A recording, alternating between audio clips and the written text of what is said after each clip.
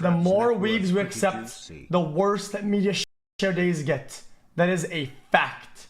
That is a physical law that is not ever broken.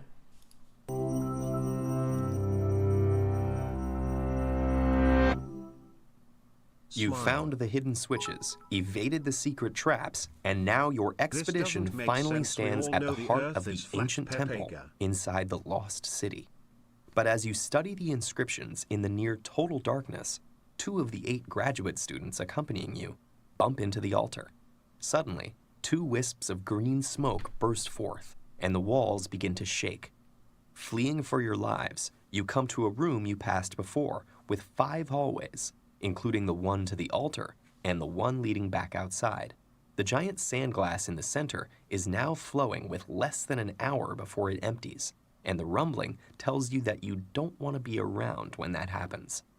From what you recall of your way here, it would take about 20 minutes to reach the exit at a fast pace. You know this is the last junction before the exit, but your trail markings have been erased, and no one remembers the way.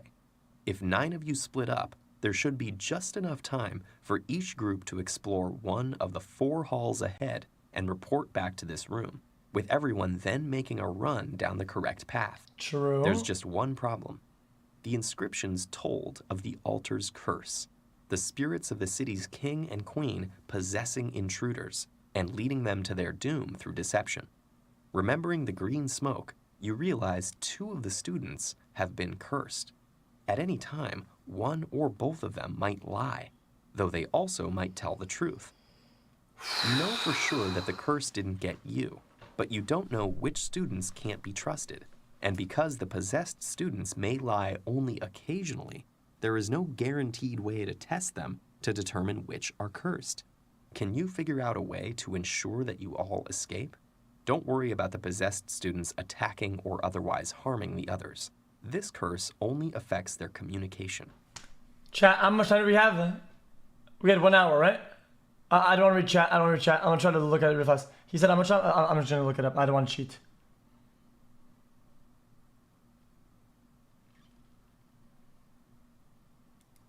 Flowing with less than an hour before it empties, and the rumbling tells you that About an hour.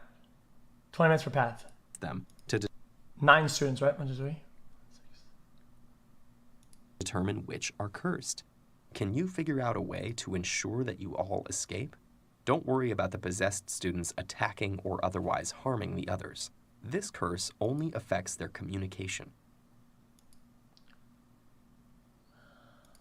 Okay, I got this. If you send 3, oh my god. 3. You know you're not cursed, right? So you can go on your own.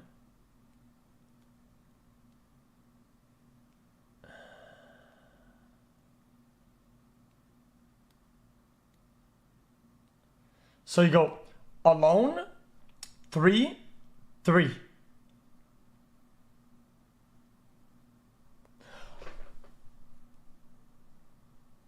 You go with 2 of them, and then if they're lying on the way back, you know you're not cursed, so they're definitely lying, so that lowers the probability of the others being cursed. Guys, I can't. I'm just gonna let the video go through it. I can't, dude.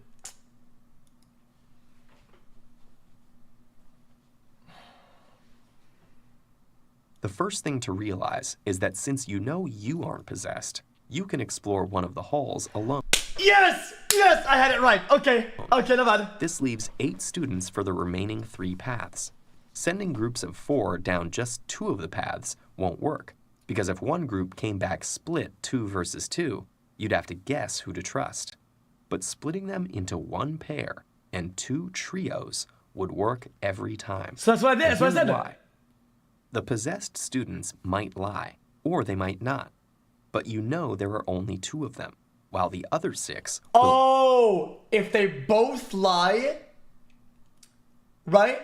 And somebody else has the answer, then you definitely know. Always tell the truth. When each group returns to the hall, all of its members will either give the same report or argue about whether they found the exit. And only two of them can be split. Total agreement, then you know none of them are lying. With the pair, you can't be sure either way, but all you need is reliable evidence about 3 of the 4 paths. The 4th you can figure out using the process of elimination. Of course, because if there's 3 and they all have the same answer, they're definitely right about what happened over there, right? But if the 2 say it's yes, and if it's all yes, then you know that they're the ones lying, because otherwise one of them would have been wrong. None of this matters if you're lucky enough to find the exit yourself. But otherwise, putting everything together leaves you with 3 possibilities. If each group gives a consistent answer, either everyone is telling the truth, or the 2 possessed students are paired together. In either case, ignore the duo. xQcOW. If there's only one group arguing, both others must be telling the truth.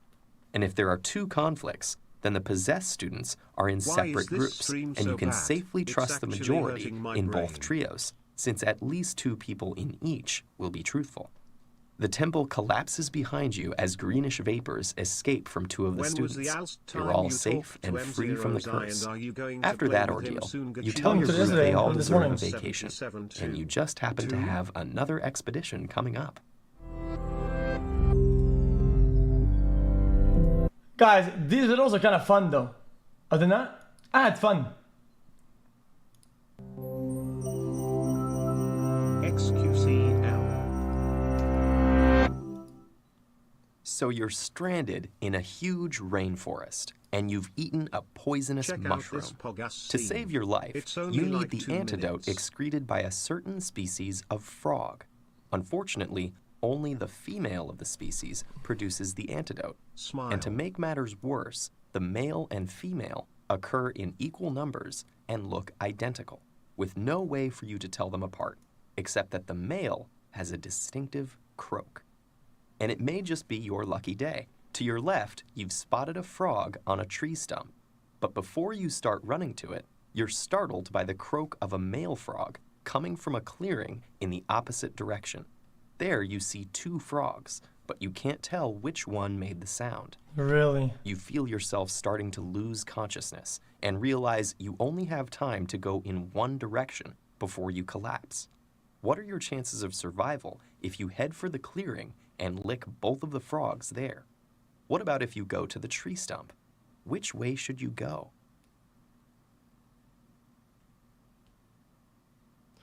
Wait, what? Guys, I'm too fucking high for this shit. I'm kidding. I'm not, you know. It's just like a saying.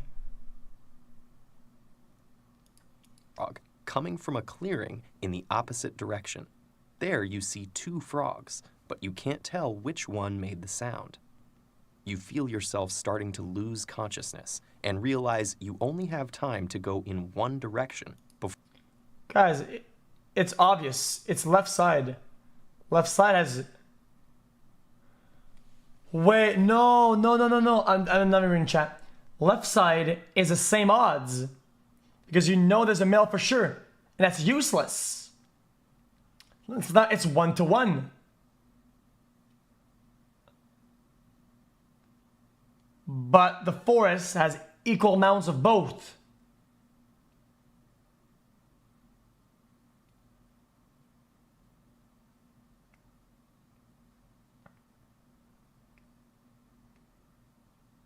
I don't know! Before you collapse. What are your chances of survival if you head for the clearing and lick both of the frogs there? What about if you go to the tree stump? Which way should you go?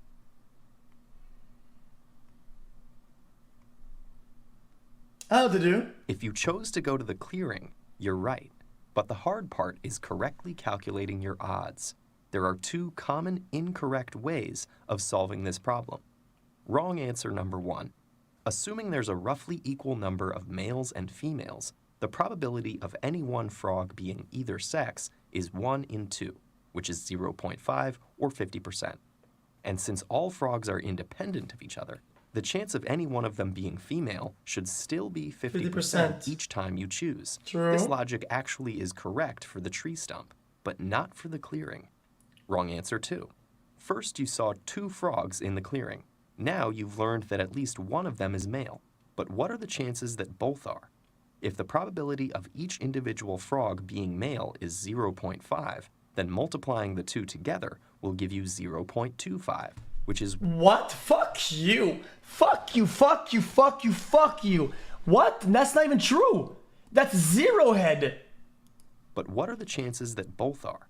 If the probability of each individual frog being male is 0.5, then multiplying the 2 together will give you 0.25, which is 1 in 4, or 25%. So you have a... Guys, what? No. The other one is irrelevant. Why do we give a fuck if there's 2 of them? One is dead. It doesn't exist, yo. It's only 1. Why 2?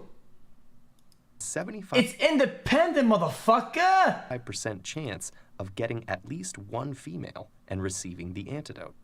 So here's the right answer. Going for the clearing gives you a 2 in 3 chance of survival, or about 67%. If you're wondering how this could possibly be right, it's because of something called conditional probability. Fuck Let's see how it you. unfolds. When we first see the 2 frogs, there are several possible combinations of male and female. If we write out the full list, we have what mathematicians call the sample space. Yeah, I remember that. And as we can see, out of the... This is what I'm going to do. Is that right? When you do omega equals open bracket this dot this dot this dot this dot this, and then you close the bracket and it's fucking annoying. 4 possible combinations, only one has 2 males. So why was the answer of 75% wrong? Because the croak gives us additional information. As soon as we know that one of the frogs is male, that tells us there can't be a pair of females, which means we can eliminate that possibility. Wait, what? From the sample space, leaving us with 3 possible combinations. Of them, one still has 2 males, giving us our 2 in 3 or 67% chance of getting a female.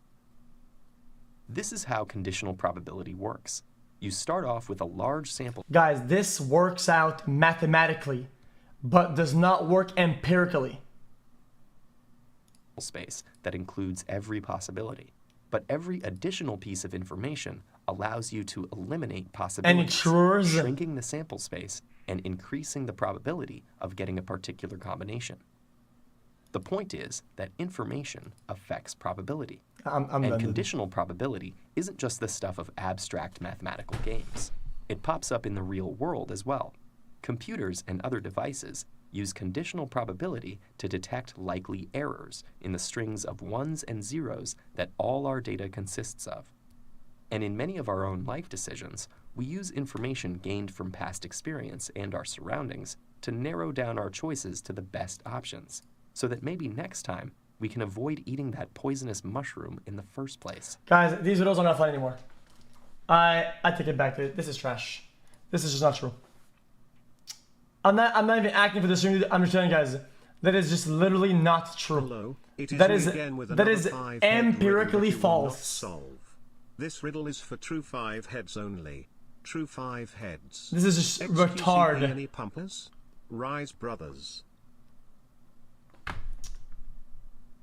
Look at the comments. Hello friends. My question is, how did he know all this about the antidote when he didn't know the mushroom was poisonous? 777,777,777,777. Guys, I don't understand. No, I still don't get it. 10 months Bogu. Any pumpers? What mathematician unfolds. When we first see the 2 frogs, there are several possible combinations of male and female. If we write out the full list, we have what mathematicians call the sample space. And as we can see, out of the 4 possible combinations, only one has 2 males. So why was the answer of 75% wrong? Because the croak gives us additional information. As soon as we know that one of the frogs is male, that tells us there can't be a pair of females, which means we can eliminate that possibility from the sample space, leaving Okay. 4 months pog. Guys, mathematically, this makes sense. But in the real world, it doesn't. I'm done, dude. Us with 3 possible combinations. Of them, one still has 2 males, giving us our 2 in 3 or 67% chance. Well, wouldn't tell us why. Because it doesn't matter. These probabilities, one frog doesn't exist. Okay, champ. It's still 50-50. One of them is disappeared. It's 1v1. Because one of them is male, yo. I can't. I hate this chat. I hate this video. I hate mathematics. Okay, motherfuckers. Juice. Okay. I'm here. Okay? Okay? We got frog number 1, 2, and 3. Alright, bitches? Okay. There's definitely a male here. Definitely. Poggers. We know he's male, dude. So, he's gone. Now, it's just, it's 1v1.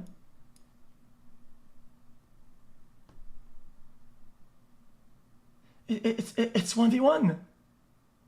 What else is there to understand? Motherfucker? Love you, XQC. This only matters if you know the exact amount of frogs overall. Because in probability, there are 2 things you could do. XQCP. When you have a bag of marbles, are you putting the marble back or are you not? In this case, you are not putting the marble back, since one of them is 100% confirmed male. Bang bang. If this is 50-50, and this video is fucking bogus, and if you don't agree, well, fuck you too. Video again. Leaving us with 3 possible combinations. Of them, one still has 2 males, giving us our 2 in 3. You know which one is which, so it doesn't matter anymore. It doesn't anymore. Who cares who is who? You know that one of them is bogus. Guys, you are not licking twice! You're licking once!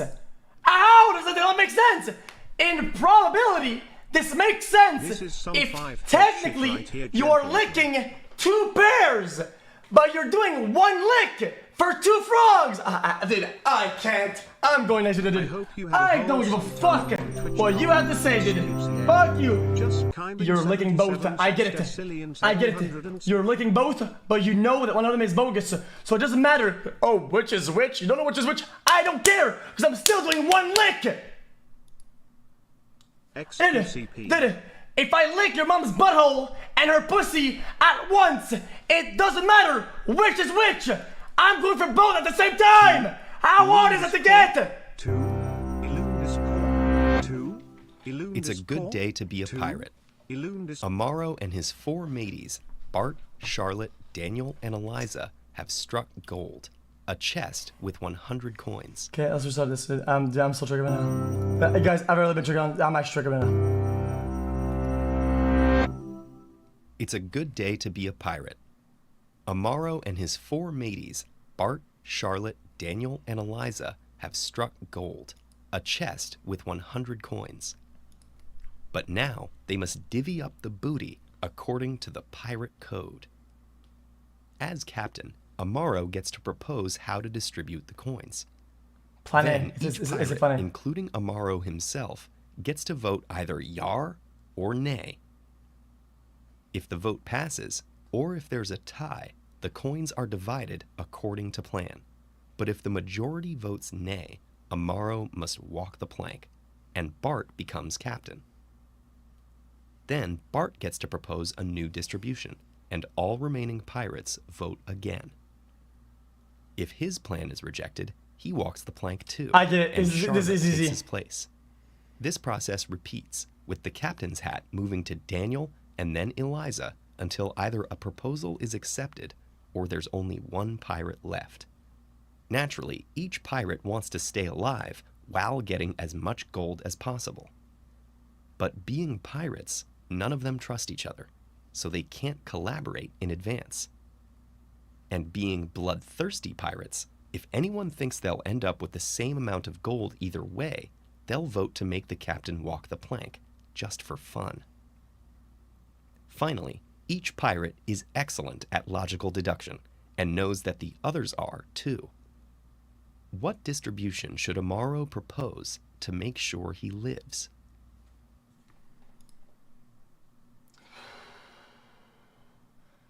Oh, dude, fuck off. Guys, I need a paper for this. Guys, I'm not a dumb human. I understand probabilities. So it's 1, then 4, right?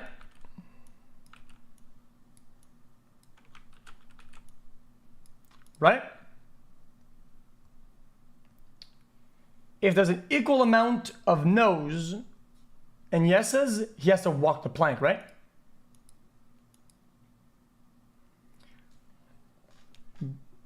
Oh, hold up. The captain makes a proposal, splitting the 100 coins. A proposal that gets a tie of majority, Yar passes. A proposal to a majority of nay fails. Captain has to walk the plank. Then the captain then makes a proposal.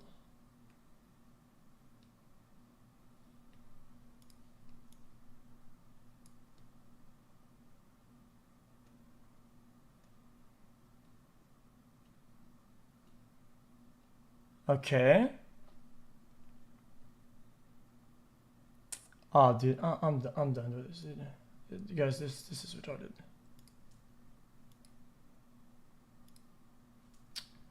Guys, this is even.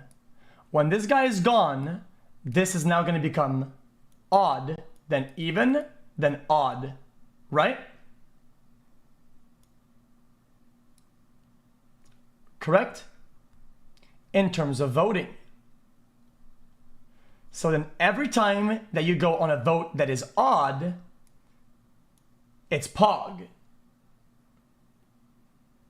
Dude, I'm done. Guys, this answer will fuck me up. If we follow our intuition, it seems like Amaro should try to bribe the other pirates with most of the gold to increase the chances of his plan being accepted. The ones on even. But it turns out he can do much better than that. Why? Like we said, the pirates all know each other to be top-notch logicians. So when each votes, they won't just be thinking about the current proposal, but about all possible outcomes down the line. So and because the rank order is known in advance, each can accurately predict how the others would vote in any situation and adjust their own votes accordingly. Because Eliza's last, she has the most outcomes to consider. Exactly. So let's start by following her thought process. She'd reason this out by working backwards from the last possible scenario, with only her and Daniel remaining. Daniel would obviously propose to keep all the gold, and Eliza's one vote would not be enough to override him, so Eliza wants to avoid this situation at all costs. Now we move to the previous decision point, with 3 pirates left and Charlotte making the proposal. Everyone knows that if she's outvoted, the decision moves to Daniel, who will then get all the gold while Eliza gets nothing. So to secure Eliza's vote, Charlotte only needs to offer her slightly more than nothing, 1 coin. Since this ensures her support, Charlotte doesn't need to offer Daniel anything at all. What if there are 4 pirates? As captain, Bart would still only need 1 other vote for his plan to pass. He knows that Daniel wouldn't want the decision to pass to Charlotte, so he would offer Daniel 1 coin for his support, with nothing for Charlotte or Eliza. Now we're back at the initial vote with all 5 pirates standing. Guys, what the fuck? Having considered all the other scenarios, Amaro knows that if he goes overboard, the decision comes down to Bart, which would be bad news for Charlotte and Eliza. So he offers them 1 coin each, keeping 98 for himself. Bart and Daniel vote nay, but Charlotte and Eliza grudgingly vote yar. knowing that the alternative would be worse for them. Right. The pirate game involves some interesting concepts from game theory. One is the concept of common knowledge, where each person is aware of what the others know and uses this to predict their reasoning. And the final distribution is an example of a Nash equilibrium, where each player knows every other player's strategy and chooses theirs accordingly. Even though it may lead to a worse outcome for everyone than cooperating would, no individual player can benefit by changing their strategy. So it looks like Amaro gets to keep most of the gold, and the other pirates might need to find better ways to use those impressive logic skills. Guys, you could give me this problem 70 times over the course of 100 lifetimes. I would not get this right. This is retarded. This is stupid. This gives me a headache. This is a joke. I'm doing one last mortar, and it's better be good, otherwise I'm gonna bust the fuck out of this computer. Don't get to You watch are your the cargo streams live director often, on the but I maiden sure voyage. as heck watch the stream recaps and moments, and you really make my day. That's why Juventus Honestly, wants you're to a huge absolute. idol to streamers for making your Ah, own hell yeah, style man, of Pog. streaming and brand. Much love. That's You're a the real, best. that was a very nice message. I appreciate that a lot, man. Much love. Of the SS. Chat is the last one. You are the cargo director on the maiden voyage of the SS Buoyant, and you've agreed to transport several tanks containing the last specimens of a critically endangered fish species to their new aquarium. Unfortunately, as you're passing through shark-infested waters, the boat is battered by a fierce storm, Oh no. throwing your precious cargo overboard. And to make matters worse, no one seems certain just how many fish tanks are missing. Fortunately, you have a rescue sub at your disposal, This is gonna be but easy. only enough fuel for one trip to the ocean floor. You need to know where the tanks are so you can gather them all in one quick pass. Not a single fish can be lost. You decide to scan the 3 sectors of the ocean floor where the cargo could have landed. ABG. Thermal imaging shows 50 organisms in the area, and you quickly realize that that number includes both your fish No, after we said and this. After we said, I read something in the chat. And I, sectors of the ocean floor where the cargo could have landed. Thermal imaging shows 50 organisms in the area, and you quickly realize that that number includes both your fish and some ravenous sharks. You flip on the sonar to get a better look. The image for Sector Alpha shows 4 tanks and 2 sharks. The image for Sector Beta shows 2 tanks and 4 sharks. And the image for Sector Gamma is blank. Your sonar has malfunctioned, and you're going to have to go with the info you have.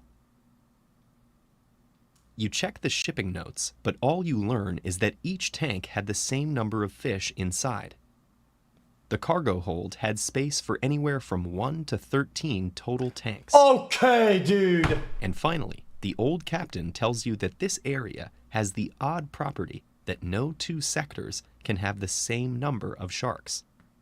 But every sector will have at least 1, and no more than 7. There's no time to waste. The tanks won't withstand the pressure much longer. As you descend in the sub, you review everything you know. How many fish tanks do you need to find in Sector Gamma? Hurry, the fate of an entire species depends on you. Okay, chat. I'll do it to you guys, okay? I'll do it to you guys, and this is the last one. Because this is not even good content. This will give me a brain fucking tumor, okay, yo? This will give me a lump in my fucking encephalophagus. Okay.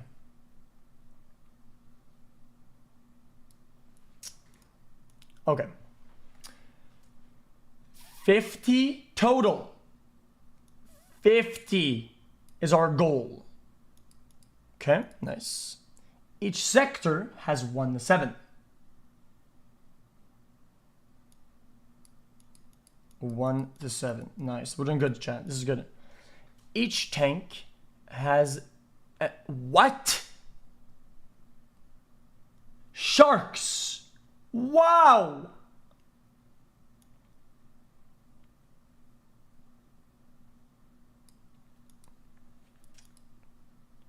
Each tank has an equal amount of fish. There are 13 or fewer tanks.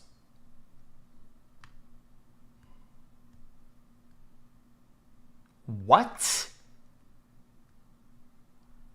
Okay, so right off the bat, that's impossible. So there are 13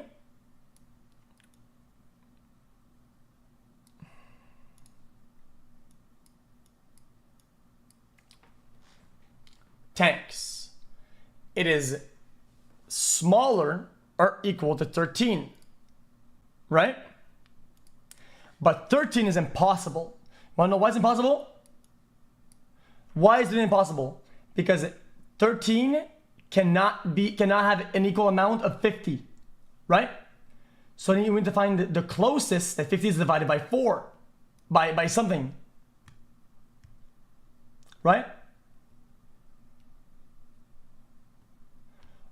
What is the, right? Oh, there's 50 total. You guys, I can't. Let's just watch it. It's too much. It's too much. There's too much. At first, it seems like there are just too many missing pieces of information. True. After all, you don't know how many fish or how many tanks there are, let alone how many fish are in each one. But then you remember the best way to compare multiple pieces of partial information, a table. Since we know there are 13 tanks at most, and we already see 6 tanks in sectors Alpha and Beta, we know the total number of tanks must be between 6 and 13. Yeah. But then 50 divided by... I was right then. No, I wasn't. We also know that each sector has a different amount of sharks, with no more than 7 in each one. Since there are 2 in Sector Alpha and 4 in Sector Beta, Sector Gamma can have 1, 3, 5, 6, or 7 sharks. What about the number of endangered fish? Out of the 50 total organisms in all 3 sectors, we know at least 7 are sharks, leaving a maximum of 43 fish inside all the tanks. And the more sharks we find in Sector 3, the fewer fish there are to save. Now, remember that the fish are equally distributed across all the tanks. Why is that important? Because it means that one of the possible values for the total amount of fish must be divisible by one of the possible values for the total amount of tanks. I was right. And looking at the table, we can see that the only combination that works is 39 fish divided between 13 tanks, with 3 fish in each. Then he's going to tell you how much there is in the last. With sharks swarming around, you quickly pilot the sub through the first 2 sectors before retrieving the remaining 7 tanks in Sector Gamma. You've saved the species and taken an impromptu dive. All in all, not a bad day, unless you happen to be a hungry shark. Chat. Even though my reasoning was dog shit, I was still right. xQcOW, I love you. xQc, you make me happy when life throws giant 2,000-pound rocks into me.